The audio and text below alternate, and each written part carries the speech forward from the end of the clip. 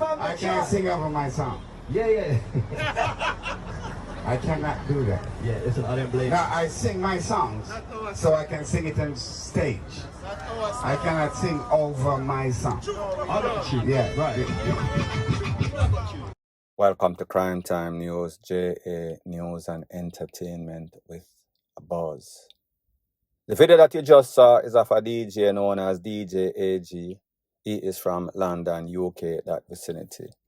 He usually pulls up in a UK, Europe, all over the place, including Jamaica, in this case, Jamaica.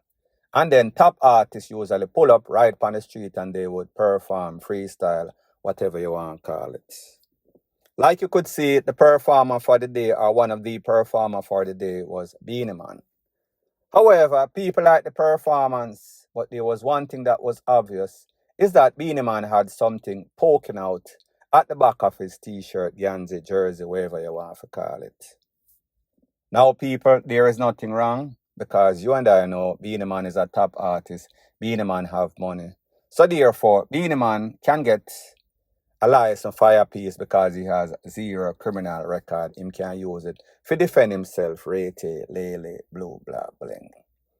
And people, this is a practice that I notice, not with only Beenie Man, but other licensed firearm holder. They are always posing with their tool, acting as if them are the police. The police can do it because more than likely, nobody is going to challenge the police. When it comes to Beenie Man is well respected in the street, so more than likely, nobody is going to challenge him, even if they are aware that he have a tool. However, in some instances, you have what they call a lone wolf. You have some youth that just cannot tame. And when it comes to tool, regardless of who owns that tool, that person might be looking at the tool as finance, as money, as income. So I say this to say that while Beenie Man might be respected in the street, and the odds are that the average person, criminal, is not going to confront him or violate him like that, you have what we call the lone wolf. The lone wolf is a type of person when him analyze the situation, weigh the pros and the cons, and him has said to himself, yeah, Beenie Man, if me take him away, if me rob him, then there's going to be a whole bunch of backlash. Maybe even where I'm from, the Don might even want to get me taken out just for violating. The police might want to be after me. However, that person then is faced with a life or death situation where he must say to himself, Beenie Man or me, survival, money, finance.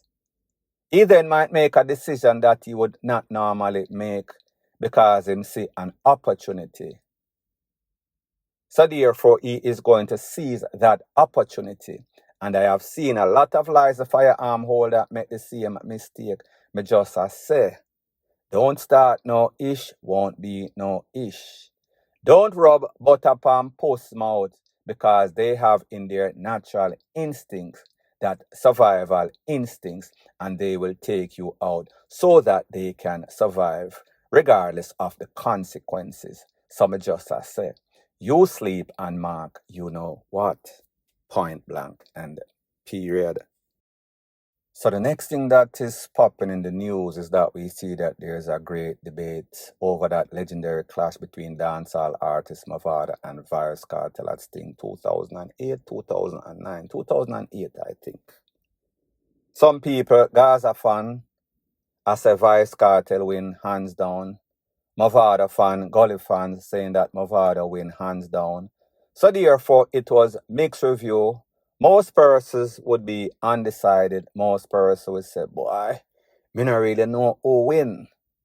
However, Foota High being Gully side for life, he claims that Mavado won the clash hands down based on decision that was given by the judge who happened to be Ninja Man. So people, I want you to take a look to exactly what Foota Hype has to say as it pertains to that decision, and then I'll give my piece. When Ninja Man asks Portmore 1 time, 2 time, 3 time, who win the clash? Me the dead. No man can't tell me nothing, me the dead. Ninja Man asks 1 time to the crowd, who win the clash? The whole rascal at Portmore answer. Him ask 2 times who win the clash. The whole Portmore answer. Him ask 3 times who win the clash. The whole Portmore answer. When the whole Portmore answer the 3rd time, them man they exit. And somebody is not the artist, you know, because no people think of the artist, you know. I want it like one of the artists, entourage member say, Ninja Man go suck your mother. And Ninja Man say, that you say, if you go suck my mother, and DJ one song where clap the artist and bust the place again. Finish off everything. So all you gonna say, the clash did undecided. I'm over to win the clash. I'm over to win the clash. The whole venue declares say I'm over to win the clash. Me dead there. So what do you want me to know? As a man that is dead, come here so come tell lie. Come on and kiss people ass. Me not do that. So my mouth I go forever get me in a problem then. Me not go rich then. Cause of the truth me attack. And the truth me attack and the video dead there. People just afraid to post the video because everybody a dick ride and a kiss ass. Me not do that. Now, people, here's the thing when it comes to being a judge or making a decision or being seems to be credible. When it comes to footer hype, a lot of person are going to say him bias and even worse, him bad mind. So even though him and Movada are not on great terms right now, him and Vice Cartel are even worse, not on good terms. So in other words, him hate Vice Cartel a little more than him hate Movada. That compounded with the fact that he was a part of the alliance. He was their DJ. He introduced Movada to Bounty Killer before him boss. So the decision based on Footer Hype's reputation or MO is that he was going to say that Movada win, even if he think he did or not. It is just how he is programmed. Now, people, I happen to actually be at that clash also. And this is my opinion on that clash. The hype surrounding it, it was legendary. Can't take away from that. However, I would not say it is the best clash that I've seen. When it comes to freestyle artists such as the Papa San, such as the Ninja Man, such as the Merciless, such as legendary performances, I did not think that Movada or Vibes Cartel met the criteria, especially Movada. Movada is not really a freestyle artist. That means him can't just really sing spontaneous. So therefore, his freestyle is more based on songs that he have, and there is nothing wrong with that, what me just say. Him not really reel off the lyrics from the tip of his tongue. As it pertains to Vibes Cartel, I also thought that he would have been better. Not to say that he was bad, but me just say neither one of them kind of lived up to the hype or the expectation. Don't get me wrong, there was a whole bunch of hype at that specific clash because it was well promoted and people were there. It was probably the best clash at Sting, but not the most lyrical freestyle clash ever at Sting. For me to make a decision, even though I am more a Vibes Cartel fan than a Movada fan, I am going to say that it is close. But if I was to make a decision, and this is not based on bias, it is based on the fact that I do not think that Movada, who is not a songwriter, who is witty, who is not really lyrical like that, he is a style artist, could have or should have beaten Vibes Cartel, but it was very close, but a slight edge, I would say, in my opinion, goes to Vibes Cartel. If you say Movada, I can't blame you because it was that close. Point blank and period.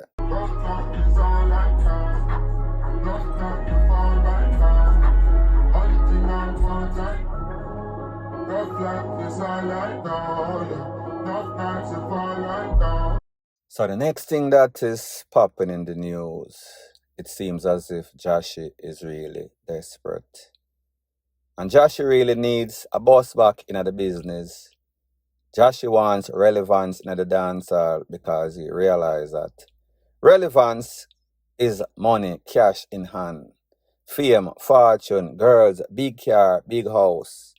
And he pretty much lost it based on a whole bunch of badness, based on a whole bunch of stuff beyond his control. Well, I'm not going to say beyond his control because he was in a whole bunch of controversy as it pertains to family. Police, people tried to take him out, his life was in danger, family life in a danger, all sorts of rigmarole.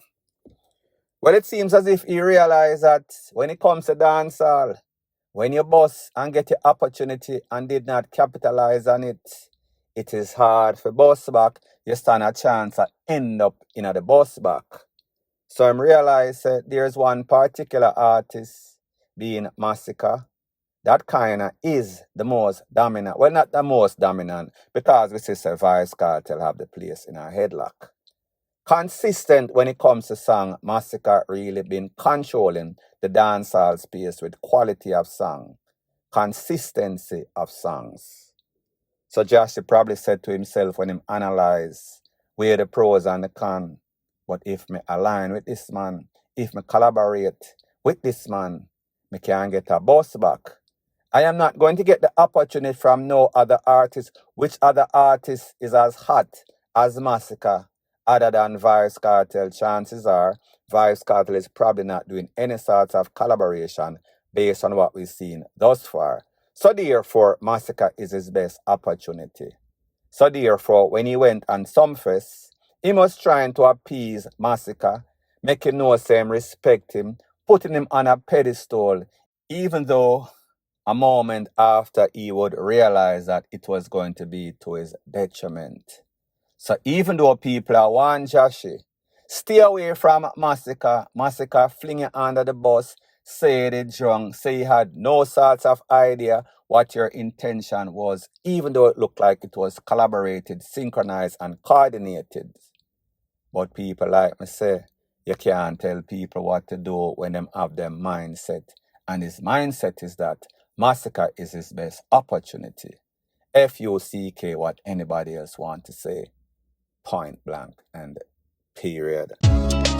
Start from somewhere, don't stop putting the work up on a Sunday. Crazy when them turn around, need help, please, someone me I get.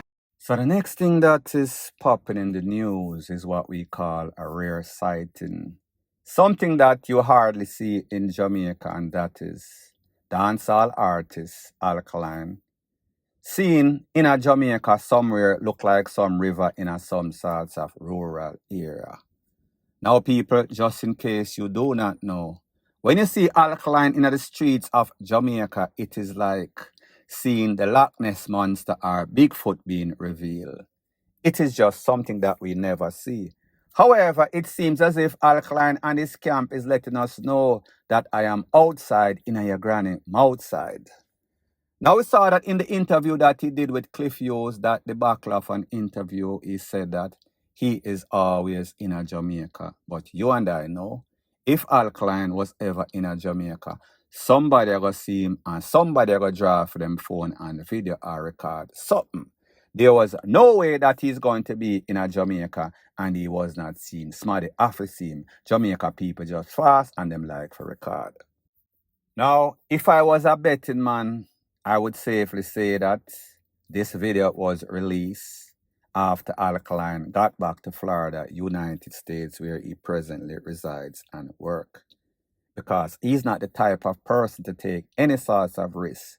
And if he's in Jamaica, he is not going to make his fans, or even worse, his enemies, know that he's actually here. So people are going to look out for him. People are going to go to the location because say him have a lot of fans, but he also has a whole bunch of enemies, and he is fully aware about that. Don't know if this is an effort by his management to be more accessible, be more transparent, put out more videos on social media so that his fans can interact, give them something other than he occasionally dropping some sorts of music. Whatever the case is, I know that his fans are going to be happy to see this video. Whatever the circumstances that led them to expose this video, it is an unusual occurrence, like me say. It is like seeing the Loch Ness Monster, or even worse, Bigfoot. Point blank and period. So the next thing that is popping in the news, it is called "This is what happens when fully dance foul-mouthed artist meets a PG-13 platform." There's a popular DJ from UK known as DJ AG. He has a show where he just pulls up locally in a UK, London, Jamaica, Trinidad, wherever, and he starts to play the music, and he has a whole bunch of top guests. In this case, the guest was Skeng, dancehall artist. However, it did not go as anticipated. It seems as if Skeng did not get the memo that this was a PG-13 platform, and he couldn't help himself. So people, take a listen, take a look, and then I'll give my piece. I'm flying like a missile guy in the brim stiff. One make you miss the apartment, bitch. The suck it to me love bad bitch. Twerk for the whole gang in your coat. Dance honey, this the whole place. Shake it, boom, boom, the gas beat, pan the gun, man. I like this song. Here we are, I like this this some one. of those boy which dog all of Skeng, but we got to clean it up. We never feel no we way got the kids watching. And next cat today, how you Skeng, think? hold on. I don't want to disrespect you. I don't disrespect. We got kids watching, so we have to clean it up.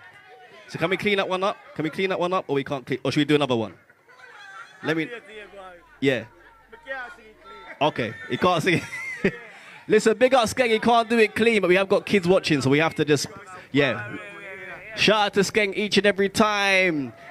Now, people, there's a thing that is called "he that fails to prepare, prepares to fail." Meaning that whenever you get an opportunity, you should seize the moment as a dancehall artist or any type of creative person. This platform is a very big platform. So therefore, if Skeng did what many dancehall artists before him and after him boss did, you have a track which is radio friendly, the PG-13 track, and then you have the raw version. You are telling me that Skeng could not adjust. You have the rhythm, TV track, and then you just sing the clean version. I guess he was kind of busy. I guess he was kind of caught off guard. He was kind of confused. So he did not know how to act. So he decided, say, you know, say, I better me just call it a day and go about my business. People, very sad state of affair as it pertains to these dancehall artists. It shows that they cannot acclimatize to certain environment. They are just bugoyaga. Great artists, but he needs to learn to be more professional whenever time is right. Point blank and period. So the next thing that is popping in the news is that we see that Masicka is getting a backlash from the Gaza fans after his performance at Sumfest, in which persons are saying that he conspired for this vice cartel along with Jahshii, and then he tried to throw Jahshii under the bus. So based on a post that was made on social media, we see that one of Vybz Kartel's most loyal supporter, new name for loyalty, Sean Storm. He made a post and it was apparent that he was dissing Masicka because he unfollowed Masicka. And based on what Vybz Kartel said, based on what MC Nuffy said, based on what most persons in the dancehall space said, Masicka should have never go out of his place and diss Vybz Kartel. Because most people feel as if Masicka's career went to a next level when he did that song, My Dog Them Have to Live with Vybz Kartel. That was when he pretty much bust out big. Not to say he wouldn't have because he has God-given talent and ability, but me just as said that is what propelled his career in the stratosphere. So we saw that Sean Storm made a post, and Sean Storm is obviously sending out a subliminal diss to more than likely Masicka. And this is based on a Vybz Kartel big song, Don't F Around with Fire. If you ramp with the Gaza, you're going to get wire. So it seems as if Sean Storm is telling Masicka that you're going to get wire for your deed. I want you to take a look to the edited version of that post, and then I'll give my piece. Now, people, you heard what Sean Storm posted. And based on the climate in a dancehall, based on what took place at Sumfest, we can only come to the logical conclusion that this is directly, though subliminal, aimed at Masicka. The fact that he unfollowed Masicka recently, the fact that he had supported Masicka before this, and the videos that he made of himself and Masicka in a collaboration or support, he deleted all of those videos. So it does not take a rocket scientist to tell you what is going on. The friendship kind of get cut. So based on this, we have to ask ourselves the question, does Sean Storm have an ulterior motive other than defending Virus Cartel? Does Sean Storm know, say, if him take a Masicka in a clash, that might propel his own career? However, truth be told, there is no source of match as it pertains to Masicka and Sean Storm, two different level of artists. However, like them say, what is not gone, don't dash it away. You never ever know. But just based on recent history of Masicka, him a go do everything, say everything subliminally, but he won't go to the studio and call anybody name. I do not even think that he should take up this clash with Sean Storm because two different level artists, but one never knows. Like me say, keep your fingers crossed, hope for the best, and expect the worst, especially when it comes to Masicka. Point blank and period. So the next thing that is popping in the news, and it seems as if the only thing that is popping in the news is Vibes Cartel or Gaza related. These other artists seems as if they are boring. They need to step up their game. So we see all the controversy that is going on as it pertains to Foota Hype trying to diss Vibes Cartel. And controversy as it pertains to selector Ricky Trooper dissing MC Nuffy saying that he is fully done. Well, people, it seems as if MC Nuffy at one of those plush hotels was getting a manicure and a pedicure, threesome style. And he said that he was getting a facial, a handshell, and a footshell. And just based on the allegations made by Chin and Ricky Trooper, MC Nuffy is not the sharpest tool in the shed. He is not one of the best spoken person, best read person, best educated person. So therefore, him kind of fully done. I want you to take a listen, take a look to exactly what MC Nuffy had to say, and then I'll give my piece. And them vex. Trooper vex. Footer vex. All of them vex. Watch it. Two. General, look what I want. Two people are doing me and I'm a footer. Me have the foot shall, hand shall, and every shall. All of them vex. This is how I'm living. Rosie. Yo. Oh. So people, we see that MC Nuffy is basking in the success of Vice Cartel, and the trickle-down money effect is coming to him, and he is living the best life, the best places that money can buy. And he is flossing, he is taunting, he is showing off on the competition, saying that he is not fazed by what them say. It is the person with the most toys. It is the person that is living the biggest and best life that counts, that has the unfair advantage. And as it goes right now, MC Nuffy is winning. How long will that winning take? Only time will tell. People, let me know in the comment section if you think say MC Nuffy needs to humble himself, because like them say, the same people that you pass on your way up is the same people that you're going to pass on your way down. So hopefully for MC Nuffy, this trajectory as it pertains to Vibes Cartel touring extensively will continue, because if and when it falls and Nuffy goes back to square one behind the 8 ball, people are going to be taunting him too. Point blank and period.